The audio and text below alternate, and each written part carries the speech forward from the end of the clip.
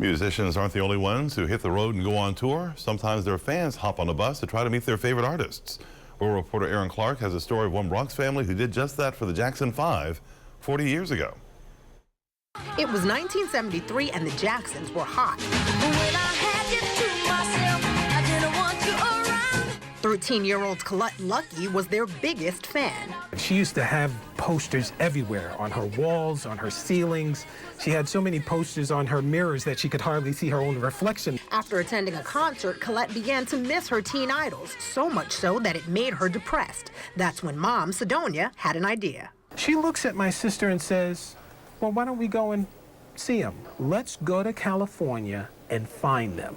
That shocked the Lucky kids. After all, they were from the Bronx, had to save up for months for the concert, and now Mom was talking about a cross-country trip, maybe to nowhere. We had no address as to where they lived, and even if we had an address to where they lived, there was no guarantee that they'd let us into our home. But what Mom lacked in finances, she made up for in faith. The family boarded a bus to the Golden State. There for about a month, running out of money and even staying in a shelter. The Luckies got a tip. The Jacksons lived on a long street named Havenhurst. My mother said, that's okay. If we have to ring every intercom, she'd go to one intercom and say, we're the Lucky family from the Bronx, New York. My daughter loves Michael, and we just want to know if they live here. At one house, they got a yes. We meet all of the family members. The mother basically takes us on a tour. And as they were leaving, the Luckies got invited back for a party. This time, Sidonia had a Super 8 camera in tow.